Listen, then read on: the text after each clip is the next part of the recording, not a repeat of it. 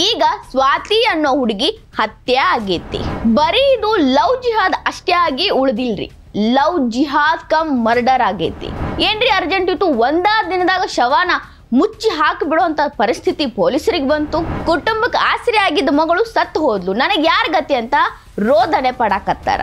Maybe ಗೊತ್ತಿದ್ದು ignore ಮಾಡಿದ್ರು ಅನ್ನೋದು ಎಲ್ಲರ ಆರೋಪ. ಕರ್ನಾಟಕದ ಬಾಜು ಇರೋ ಕೇರಳ ಪರಿಸ್ಥಿತಿ ಹಾವೇರಿಗೂ ಬರ್ತೈತೇನಂತ ಮಂದಿ ಆತಂಕ ಪಡಾಕತ್ತಾರ. ಸ್ವಾತಿಗೆ ನ್ಯಾಯ ಸಿಗೋವರೆಗೂ ನಮ್ಮ ಸುದ್ದಿ ನಿಲ್ಲೋದಿಲ್ಲ. ಇದು ಲವ್ ಜಿಹಾದೋ ಅಥವಾ ಅಲ್ವೋ? ನಮಸ್ಕಾರ ರೀ. ಹಾವೇರಿ ಒಳಗೊಂದ ಲವ್ ಜಿಹಾದ್ ನಡೆದೈತೇನು? Mostly yes, may be not. Mostly yes ಇತ್ತಂದ್ರ ಭಾಳ ಆತಂಕಕಾರಿ ಐತಿ.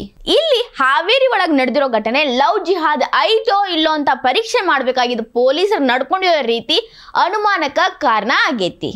ಈಗ ಸ್ವಾತಿ ಅನ್ನೋ ಹುಡುಗಿ ಹತ್ಯೆ ಆಗೈತಿ, ಮರ್ಡರ್ ಆಗೈತಿ. ಮರ್ಡರ್ ಆಗಿ 3 ದಿನಗಳ ಕಾಲ ನದಿ ಒಳಗ ತೇಲಿ 6ನೇ ತಾರೀಕು ಅಂದ್ರೆ 3ನೇ ತಾರೀಕು ಹತ್ಯೆ ಆಗಿ 6ನೇ ತಾರೀಕು ಶವ ಸಿಕ್ಕೈತಿ.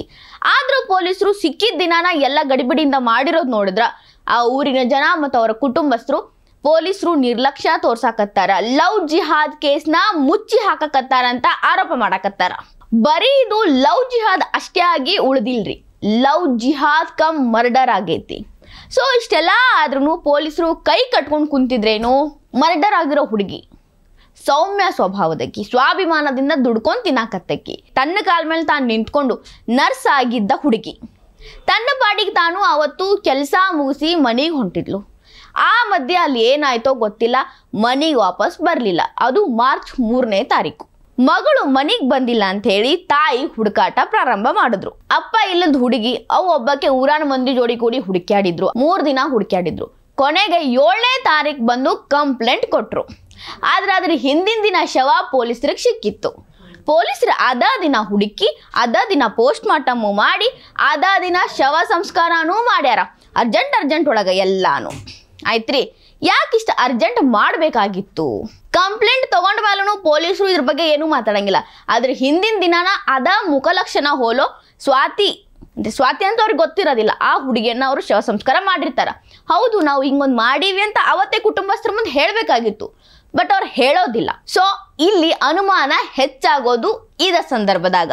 ಕಂಪ್ಲೇಂಟ್ ಆದ್ಮೇಲೆ ಮನೆಗೆ ಹೋಗ್ತಾರ. ಆಮೇಲೆ ಅವರಿಗೆ ಫೋಟೋ ಕಳಿಸಿ ಇವಳು ನಿಮ್ಮ ಮಗಳೇನು ಅಂತ ರೆಕಗ್ನೈಸ್ ಮಾಡ್ರಿ ಅಂತ ಕೇಳ್ತಾರ ಪೊಲೀಸರು.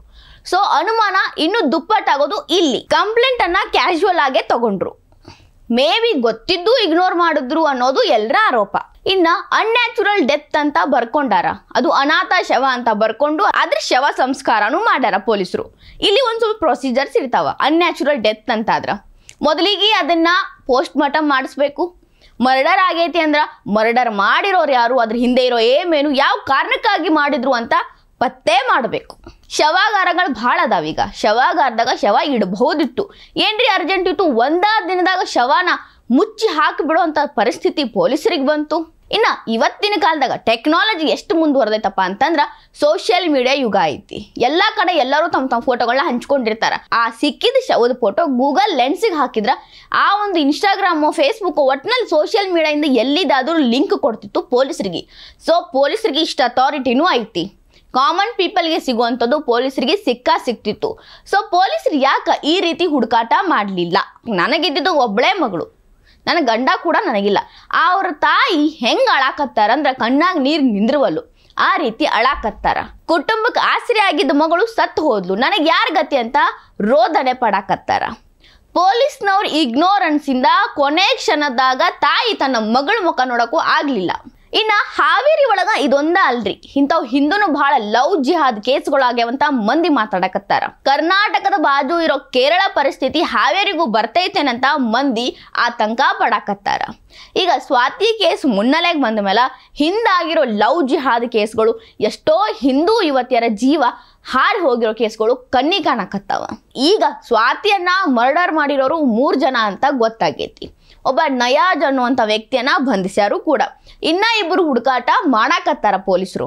ಒಂದ್ ವೇಳೆ ನಯಾಜ್ಗೂ ಸ್ವಾತಿಗೂ ಏನಾದ್ರೂ ಜಗಳ ಆಗಿ ಈ ರೀತಿ ಕೊಲೆ ಆಗಿತ್ತು ಅಂದ್ರೆ ಅಬ್ಸಲ್ಯೂಟ್ಲಿ ಇದು ಲವ್ ಜಿಹಾದ್ ಅಂತ ಅನ್ನಿಸ್ಕೊಂತೈತಿ. ಎಲ್ಲರ ಕೂಗುನು ಅದೇ ಐತಿ.